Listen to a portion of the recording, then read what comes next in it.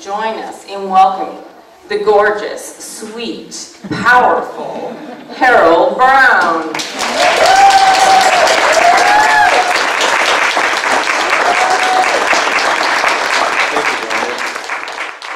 But to give you a little more background about me, I'm originally from Michigan. I live in Western New York now.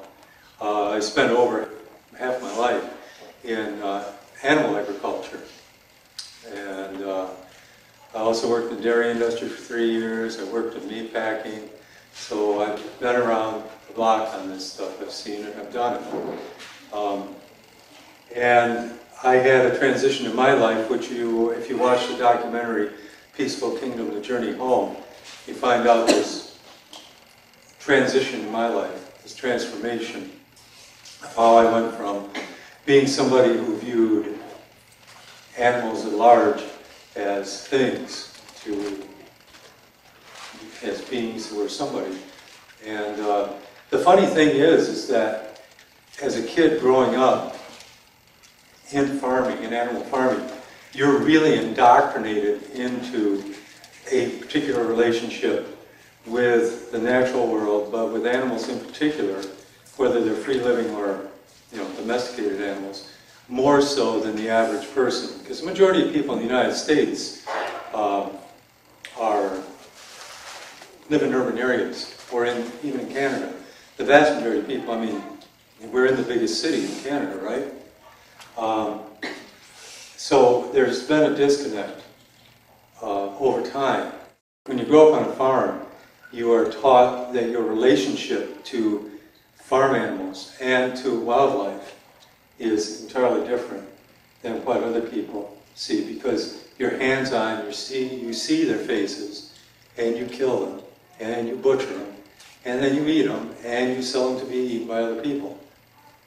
So this requires a very deep indoctrination. And, don't get me wrong, being indoctrinated in something isn't wrong. It isn't necessarily a bad thing, because these are how our values, our parents and so on, give us our values, our belief systems, and so on. And sometimes they're kind of messed up. And it took me a while to wrap my head around the idea that what I had been taught, first by my family, then by the farming community at large that I grew up around, which were most of my great-uncles. My one great-uncle, he raised sheep across the road from us. He usually had 1,000 head of sheep or so. And I had another great-uncle at a dairy farm down the road. We raised beef cattle. But we also raised some pigs and dairy goats and meat rabbits.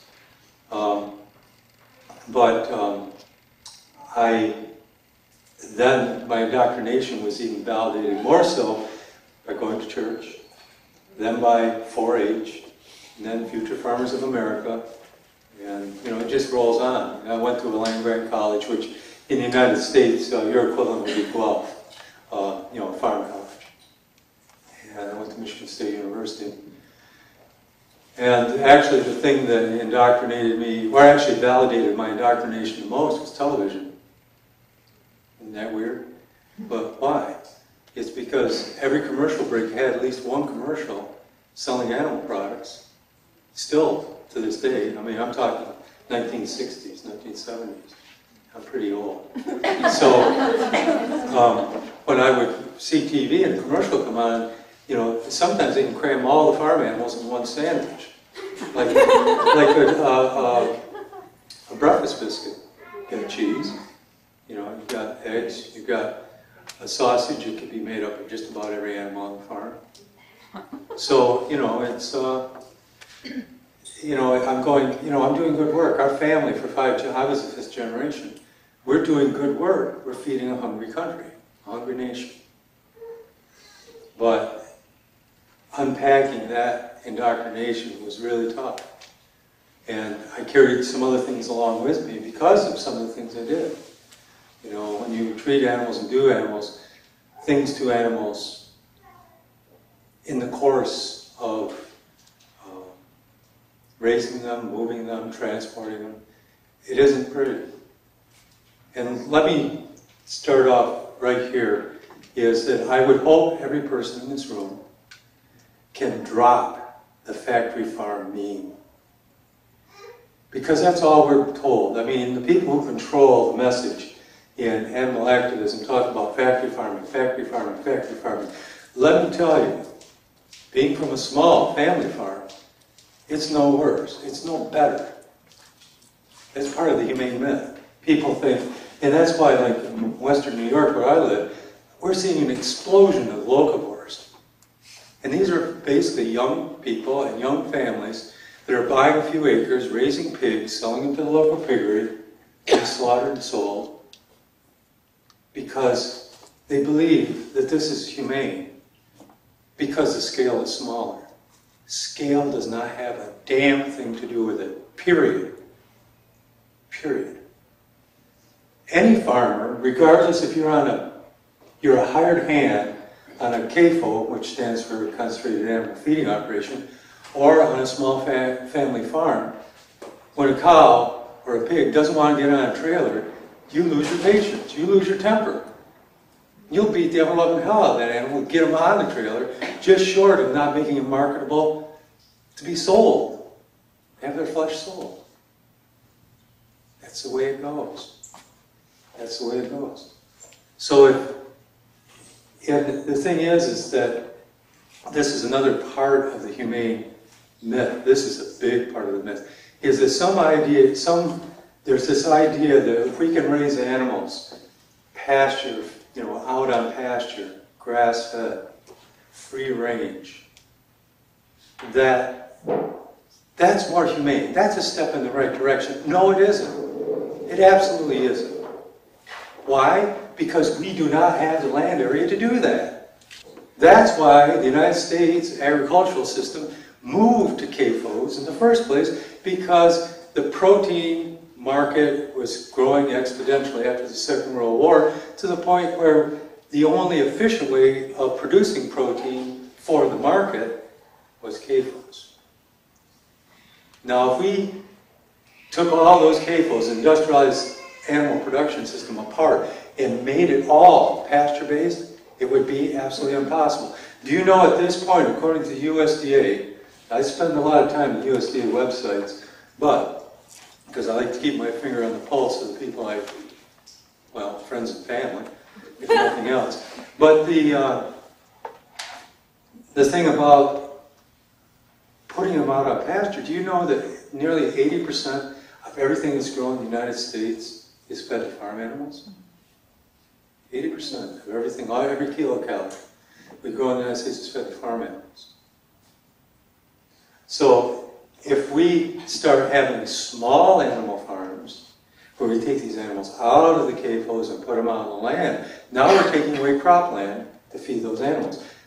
The protein demand is not going down. It's going down a little bit in the United States, but the United States is exporting its method, not only the method of animal agriculture, but our diet to the developing world, and in particular the global south.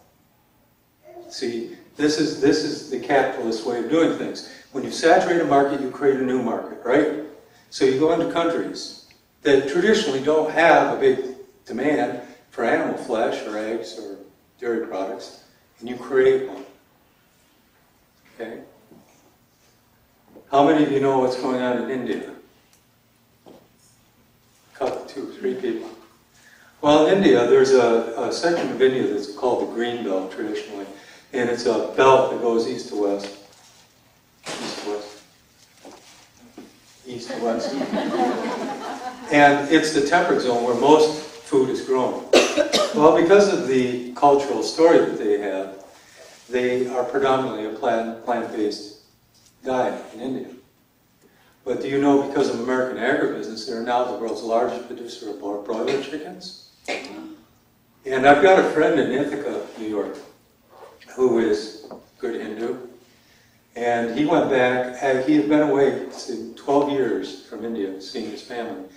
And he said when he left India 12 years ago, he said every person in his family was a good Hindu. They didn't eat flesh, didn't eat eggs. He went back last year, every person in his family, every cousin, is now eating chicken and eggs. And it's through the fast food restaurants are doing it.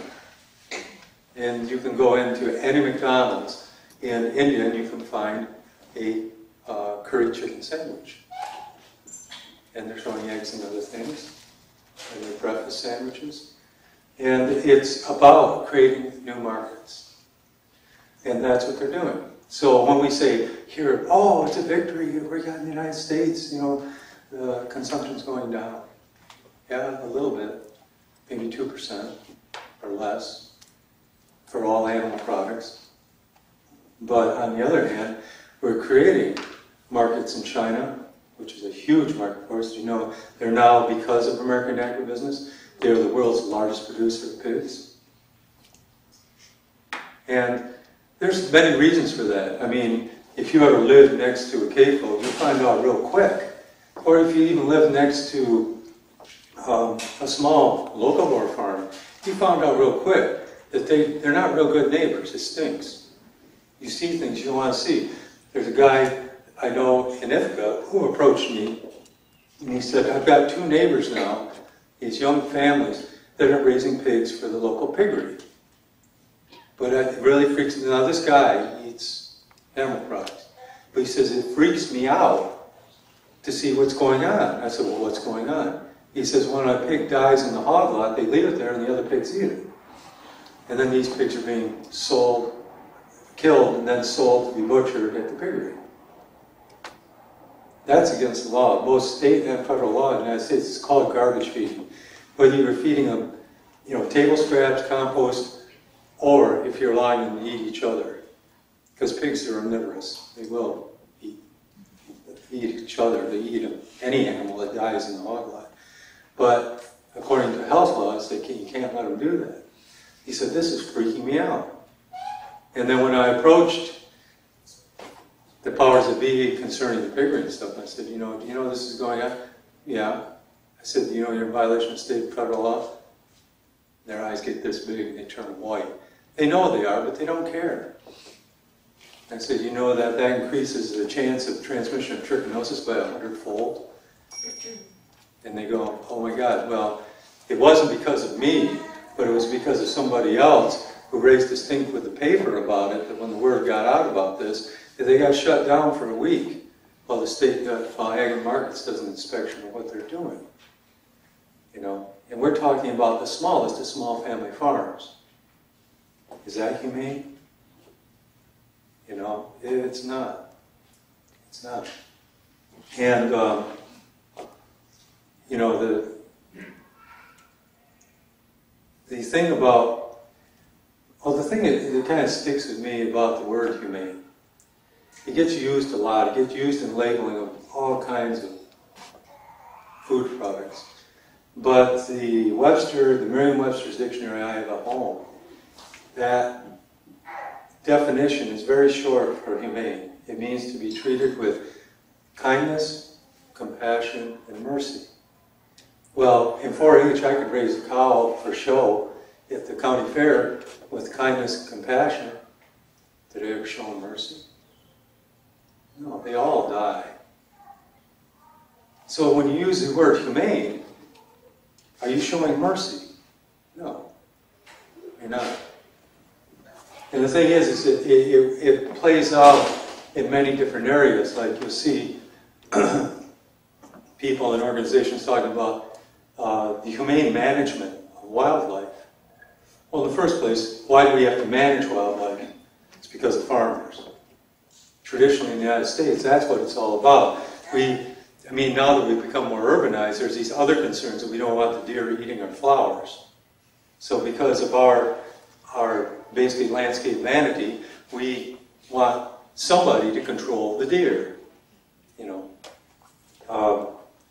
But when it comes to agriculture, it's about controlling the prairie dogs, controlling the wolves, controlling the coyotes, controlling the bison, controlling anything that we see as competition for grass or water. And that's all there is to it. So when you see a logo on something that says, that uses the word humane or compassion, which is even more Orwellian, connected to an animal product, think about it do your homework, go to their websites, see exactly what the guidelines they're using, and you're going to find out it's a bunch of hyperbole, pretty much. So, any questions so far? She has a brother who raises goats and slaughters them, and now the family's eating them, thinking, well, these are better, this is better than going to the supermarket, because it's got to be more humane. How is she going to, counter that? Well, yeah, you can talk about what does humane really mean. What does compassion, like you hear about, compassionate standards for animal production. What does the word compassion mean? I mean, to me, language matters. And the problem is that for 30 years, especially in the United States, but you guys are feeling the effect of it because of Harper and a few of them. I mean, I'm not being political about this. I'm just saying that we're in a time when up is down and wrong is right and bad is normal. And it's basically through advertising that this happens. One of the most common things you'll hear, and actually there's advertising to this effect, is if you have something to say or you have a flyer to hand out, and people say, well, it's my choice to eat what? No, it's not your choice. Do you really think it's your choice? Do you know how many millions of dollars every animal-producing organization in the United States spends, and in Canada, to get you to eat their product? I've got a friend who used to work in Madison Avenue, and they said that public relations isn't what they call it in-house. Behind, when they close the doors and go to work, it's called public perception management. Now think about that, public perception management. It's not public relations. It's about, they get hired by a corporation to get consumers to think differently about what they have been doing to switch over to something else. It's called branding. Now, do cattle get branded? Yeah. That's just how they look at consumers. We are cattle to be branded, and they have learned that if you can brand a consumer between 2 and 8 years old, you have it for the rest of your life. They learned this from Walt Disney. That's why children that, have an affinity for Mickey and, everything else, Disney, be that way the rest of their lives. That's not necessarily a bad thing. But who else was right on his coattails, on Walt Disney's coattails, doing the same damn thing, but bastardizing it? It was Ray Kroc at McDonald's. He got a clown, and he got toys, and then he had junk food. So it's about changing public perception about one thing to go over to something else. So when I moved away from the farm, I lived in Cleveland for a number of years, and I worked as a mechanic. And it always amused me to watch the guys argue about where they were going to get food at lunch, especially subs. That was the best. We're going to Subway. No, we're going to Quiznos. No, we're going to Subway. We're going to Quiznos. Yeah, and they would turn into a heated thing. And I'm sitting there going, Christ almighty. I said, one grills it, the bun, the other doesn't. That's about the only difference, isn't it? Well, that makes a difference. But the advertising worked on these guys, Or to watch them argue about whether they're going to Wendy's, Burger King, or McDonald's. They had their brand loyalties, and they wouldn't go to the other one. That was the point.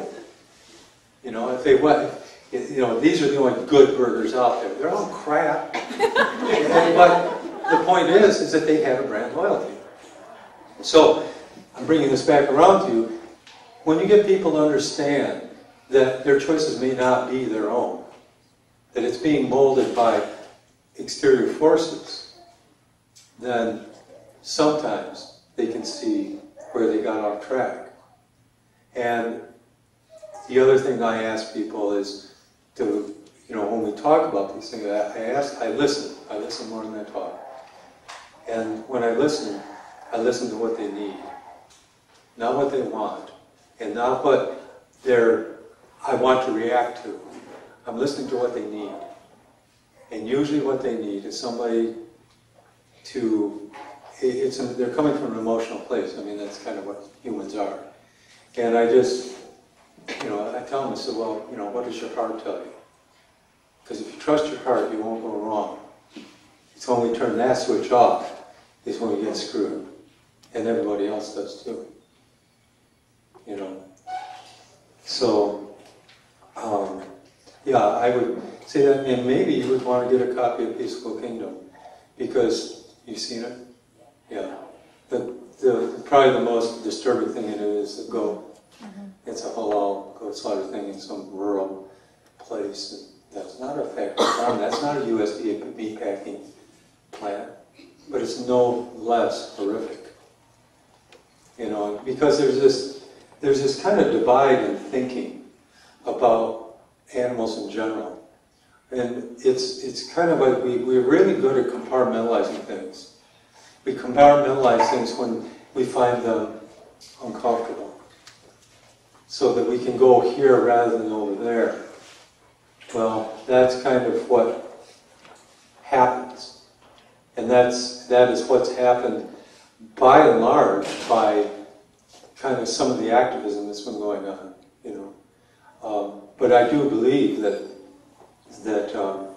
we can make great changes if we come from our heart rather than our heads.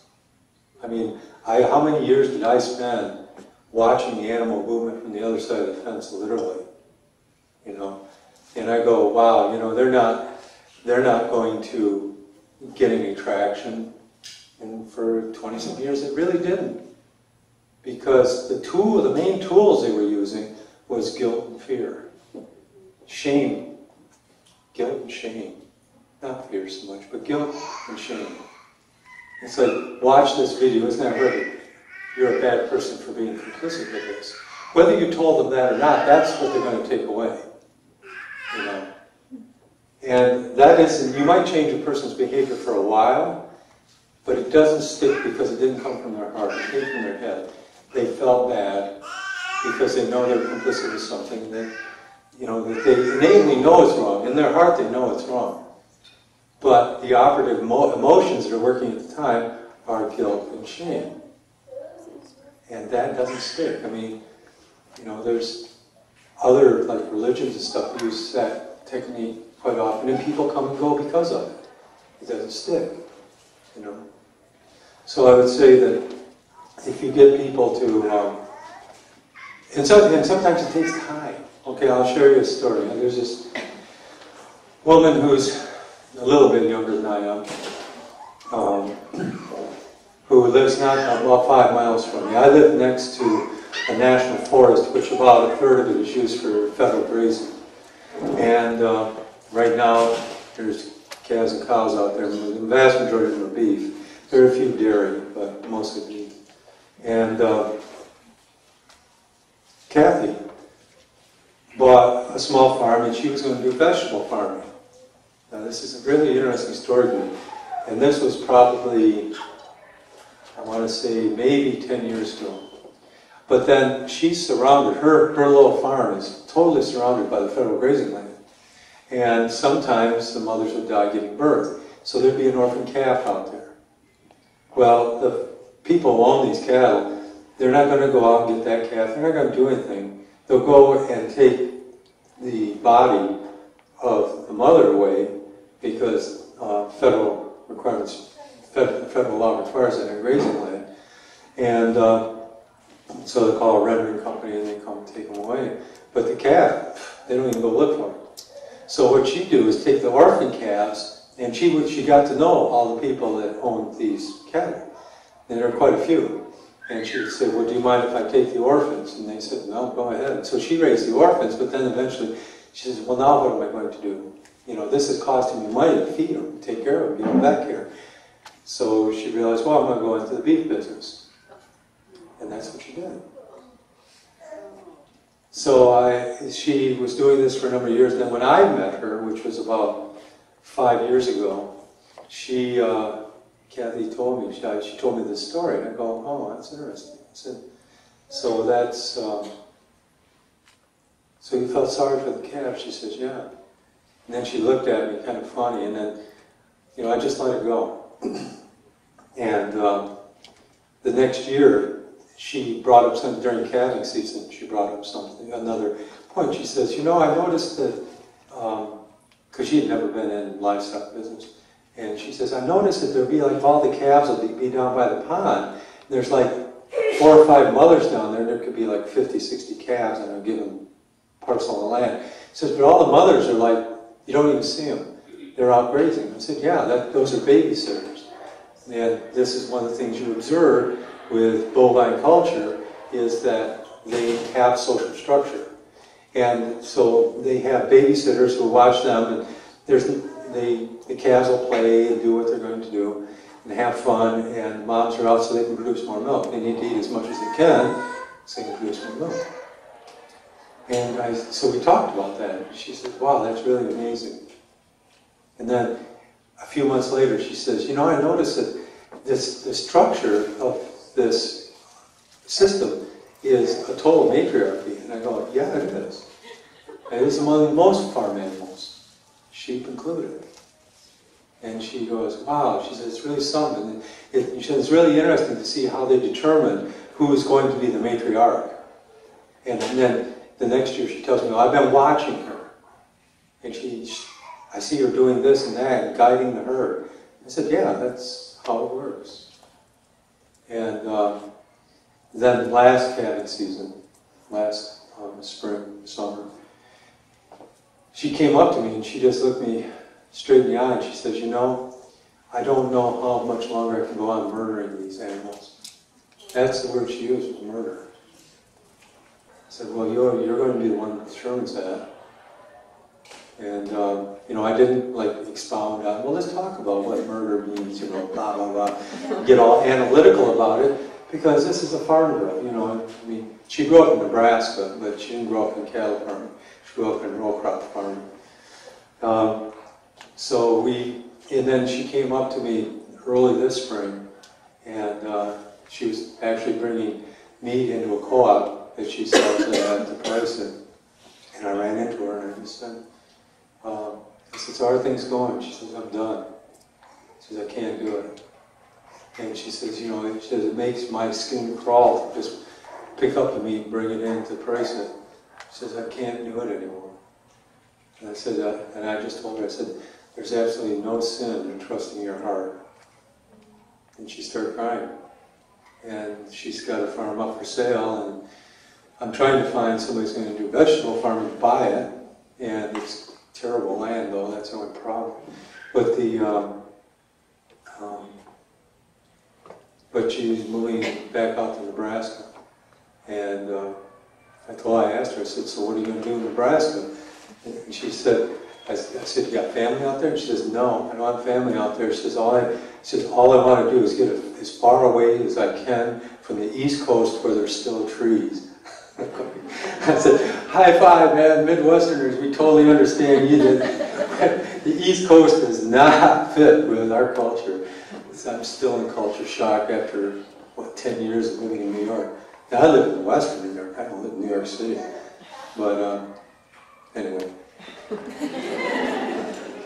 You have to understand the dynamics of New York and Boston. American East Coast is very different from the rest of the country. I mean, as a little sidebar, let me just say this. This is going to sound like a prejudicial statement, but people in the Midwest are much friendlier.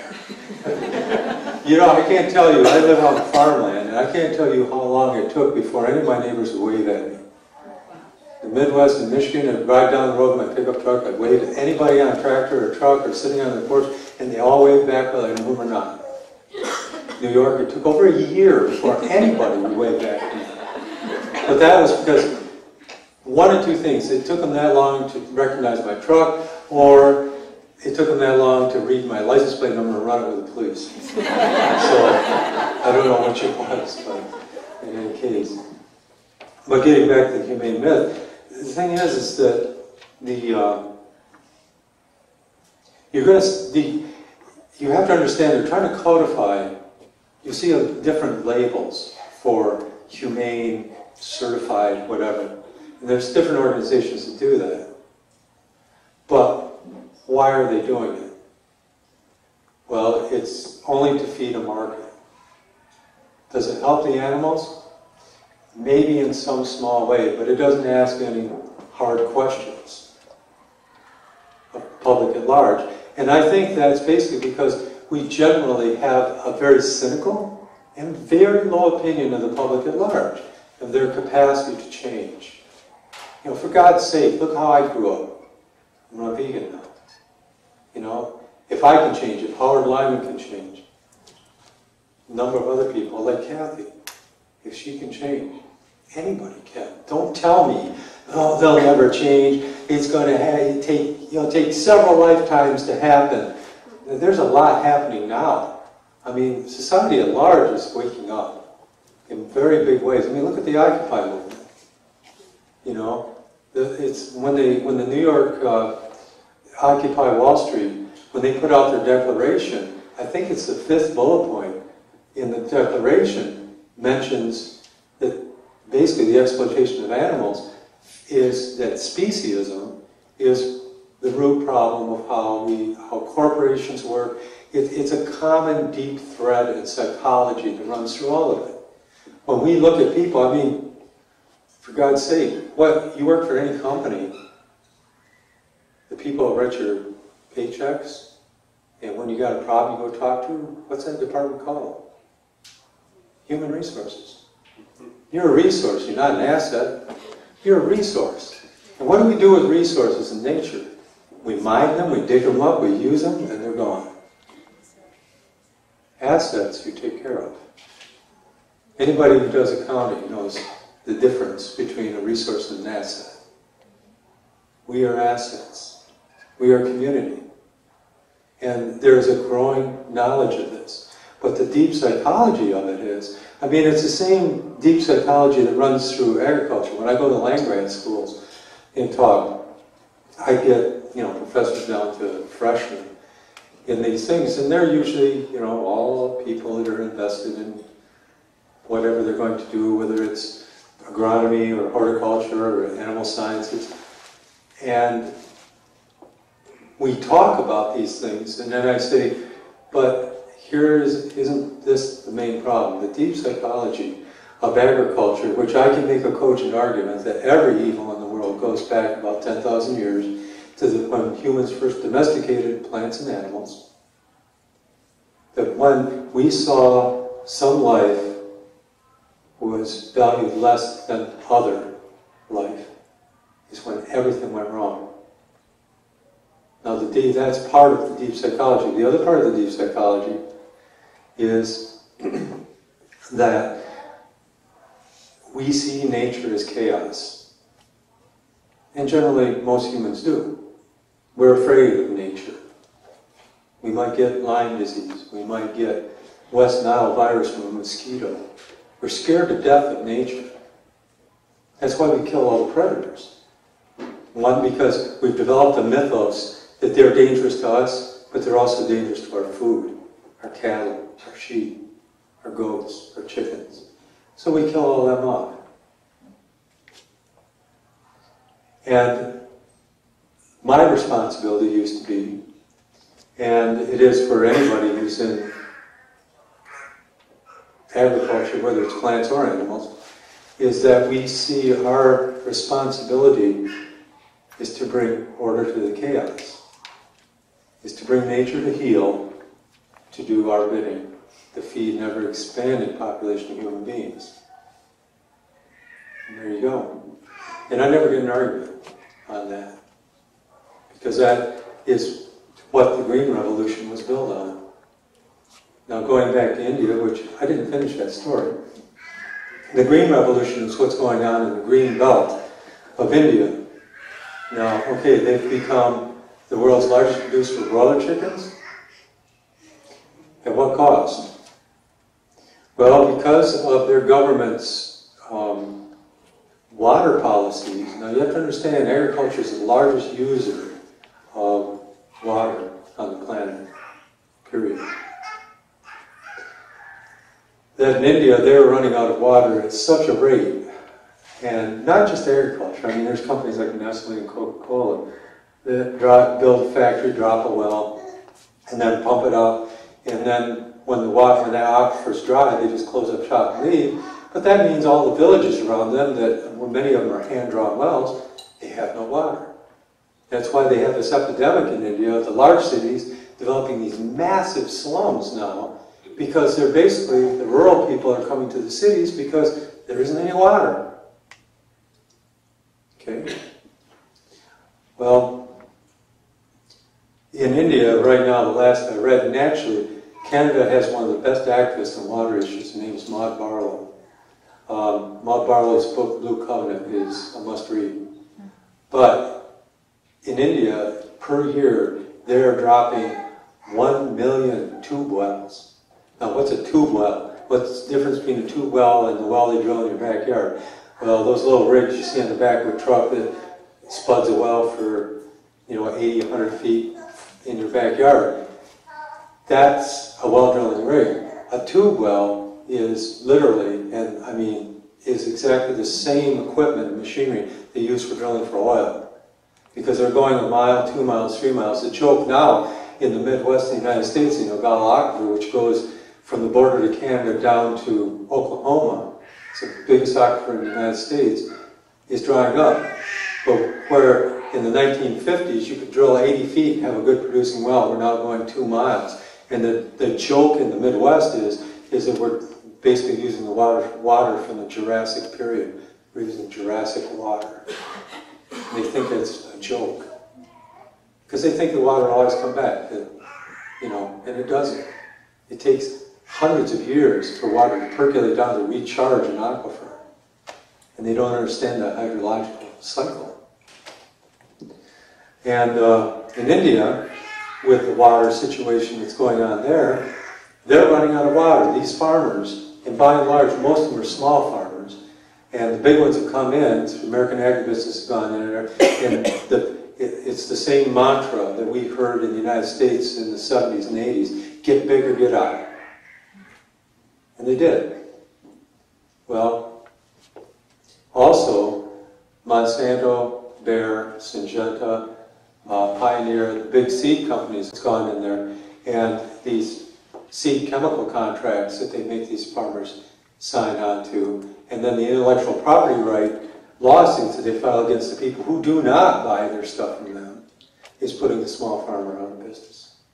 So, according to a great actress named Vandana Shiva, in India since 1995 until last year, over 250,000 farmers have committed suicide in protest against their government's policy in Monsanto. Now, in 1980 into 81, the occupation in the United States that had the highest suicide rate was farmers. Because when the farming system basically economically collapsed. And I knew a couple of farmers who died, who committed suicide. I had a great uncle who committed suicide because of it. And it wakes you up to this whole corporate groupthink that these people get involved with and buy into. You eventually get screwed by it. Because a lot of farmers, they get into these contracts with the big guys, and they say, wow, I'm getting a check every month. Farmers don't get paid every month. They get it once, twice a year, maybe a substitute check on top of that. But now they got a regular paycheck. But then the terms of the agreement change year to year to year, where they're making less and less money. So when the first year, it's not uncommon to make $120,000. By the third year, you're down to maybe 50, fourth year, 30. And the whole point is to drive them off land completely. And then they take it over. Because then it ends up in a sheriff's auction or a bank auction, and they get it for pennies on the dollar. This is the Green Revolution. Yes? Harold, there's one thing in around legislation and taking from the corporations, they're privatizing water and so on.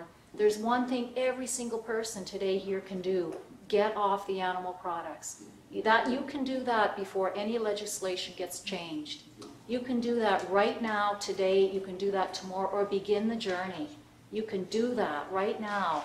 And things like composting toilets, the water that is wasted there, But we're running out of water, and we will here, so we're not in the land of plenty here Well, in Canada either. In the United States, it's gotten a little more critical because we know, according to the USGA, we've got 23 states in water crisis. Yes. Like New Mexico, every drop of drinking water is brought in from outside the state because all their groundwater is gone. Yes. They've used it all up.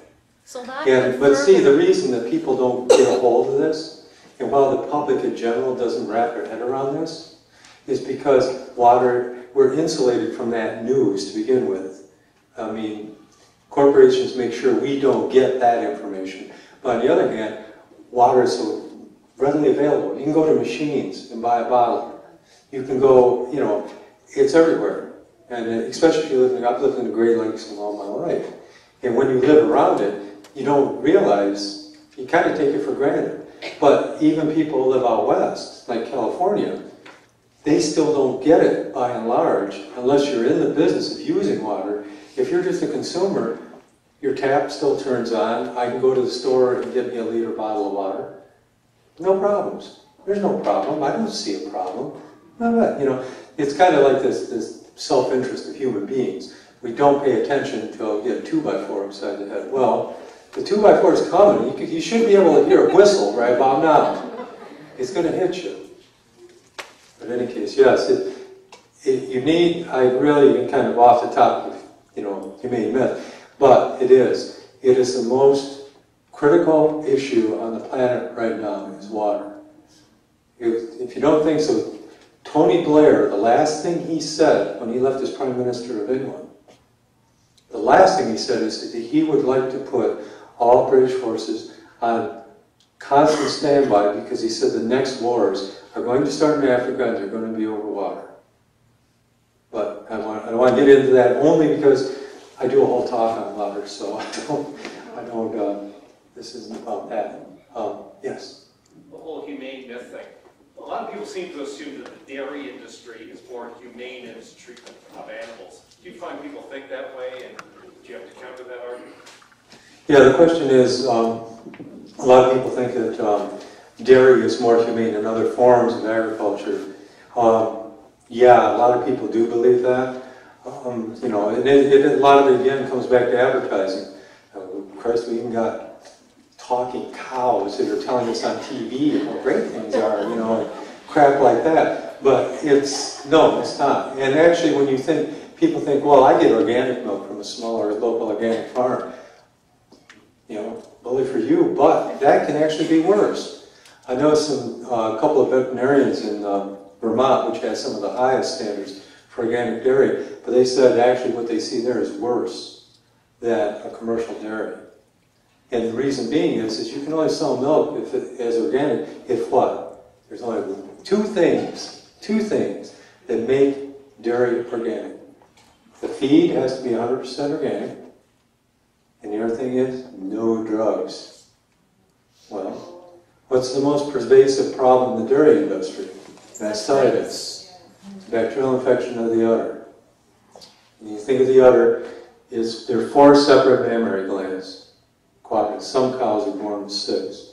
But, and believe it or not, if they're born with 6, you know what they do? They cauterize the last 2, the 2 smallest ones off because the machine only has 4 things. But, so you've got 4, basically, but normally you have 4 mammary glands. Well, 1 or 2 of those get mastitis. It can slow down. You'll have the mastitis in the milk, but it'll start eventually clogging up the teat. So, what do? Well, on large operations, the cows will be milked until they completely clog up and then they're sent to auction. Because the allowed level of pus cells in milk is extremely high, believe it or not. It's dead pus cells because of pasteurization, but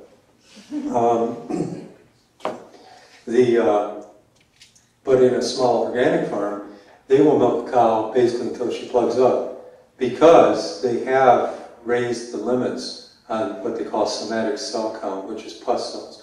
They've raised that up. So if it's within your area, if they're not selling any milk is what they call intrastate, instead of interstate, it's intrastate, it's within your state. the levels can be as high or higher than 750,000 pus cells per deciliter. That's a lot. Now remember, it's probably, because of flash pasteurization, it's not a guarantee, but it's probably dead pus cells, so what do you got to worry about? But who wants to drink pus, you know, geez. But the thing is that since organic cows, dairy cows, are precluded from the administration of antibiotics, especially class 1 antibiotics, which is what you need to treat the mastitis, you can't use the milk because you still have to milk her. And what do you do with that milk? Well, you have to dump it. Okay? And she's not pulling her weight. Well, no farmer's going to keep her own cow that doesn't pull her weight, make money. Especially the smaller the operation, the more that bottom line matters. So when she plugs up, she gets sent to auction or they slaughter her on the farm to eat. And that's pretty nasty. If you ever see a cow get mastitis, it's not pretty and it's painful. There's the questions about the protein myth. You say, well, I need to be doing dairy and eggs and meat because I need protein. Well, there's lots of scientific data out there. You just showing, say, 1 ounce of broccoli to 1 ounce of steak has twice as much protein. I say, but it's not complete. The doctor told me it's not a complete protein. No, it's more complete. Because it has phytonutrients, micronutrients, and stuff for meat. What's it got? It has fat, and it has a few minerals. But the amino acids, it seems, are incomplete. Well, then buy yourself one of these in vitro meat machines and culture your own flesh. If you want the most complete protein, or the most complete RNA and DNA for assimilation, then culture your own damn flesh. Then you're going to be eating 1-to-1, right? And there's no moral argument, you know? You just say, I don't have to ask any moral questions. I just eat myself. You know? Seriously. I'm not joking, actually. The other myth that he mentioned is that cows, they must be milked. Yeah, as long as they've been impregnated, yeah. That's the whole point of impregnating them every 11, 12 months. Because they have the same gestation period as humans. 9 months and they give birth. Just like a human does. And then you re-impregnate them 10th, 11th, sometimes 12th month. And you let them do what they call freshen up, and then you re-impregnate them. But that maximizes milk output. Now, if you take a cow and don't ever re-impregnate her, the milk production drops off very dramatically and very quickly. And even if you keep milking her, you go from, well, they measure how much milk you get from a cow in pounds. And if you had like a Friesian Holstein could put out anywhere from 20 to 25 pounds of milk a day, within probably 3 weeks, you would be down to probably 8 to 10 pounds, and then it's going to drop off from there. Even if you keep milking her and you don't impregnate her, you'll get down to where you might get a pint of milk a day. She'll stop, she'll dry out. That's what we call it, they dry out. And they live much longer too, because they end up developing very extreme osteoporosis from producing so much milk.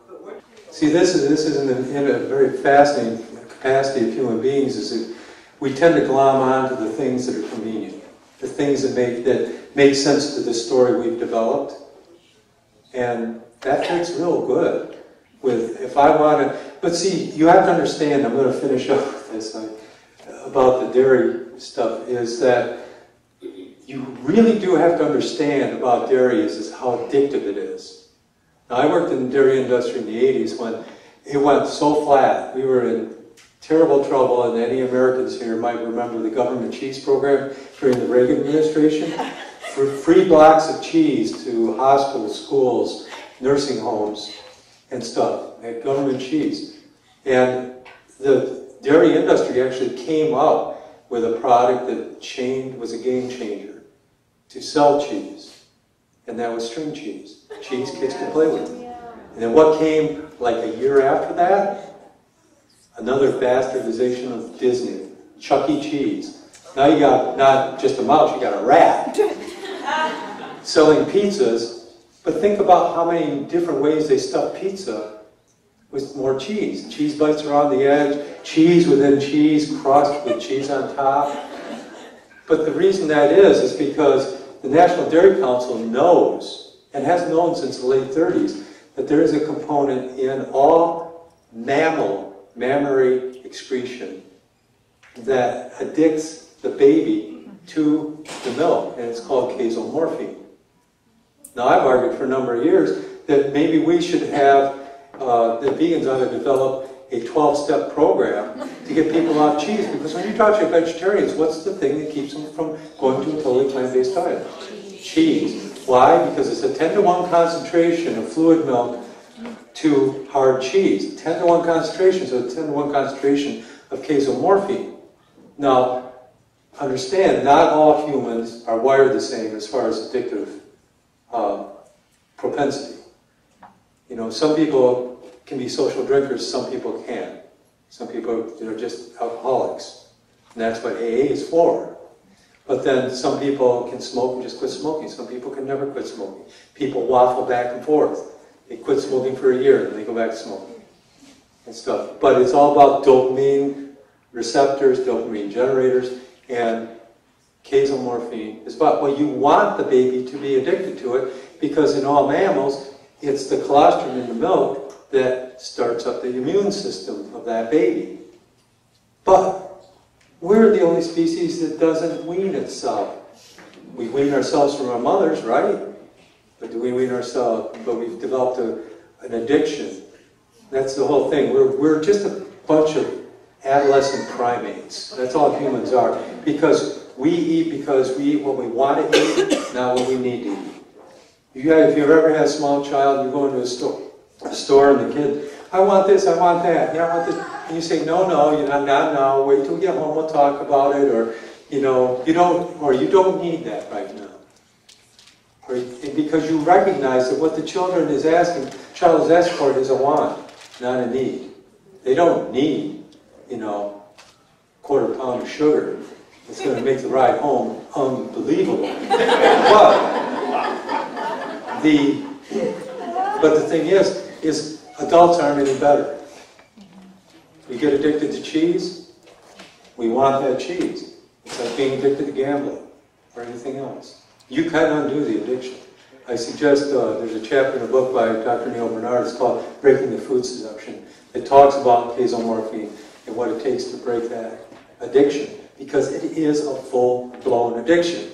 And when you listen to people who talk about, well, I've got to eat meat, I've got to do this, if you actively listen to what they're saying, you're listening to the language of an addict.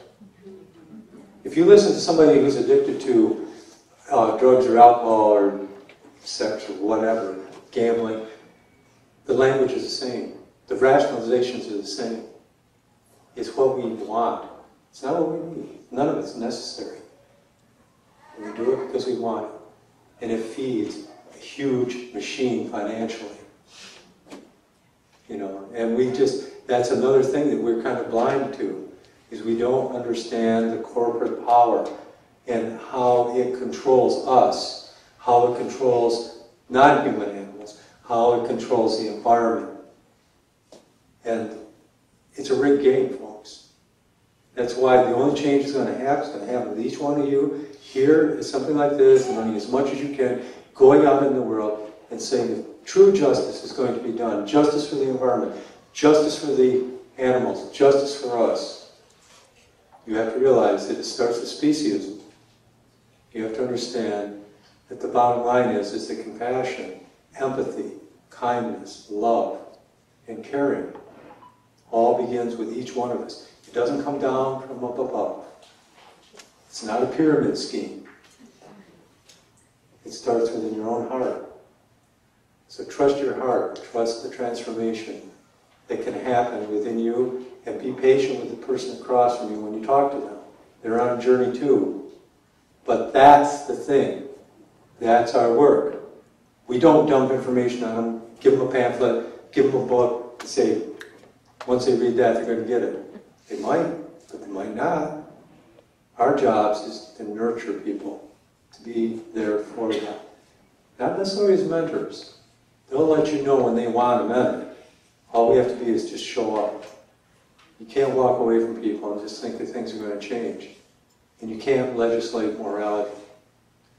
So, you know, be the change you want to see in the world. Sound familiar? Well, thank you so much for your time. I have some pamphlets over here.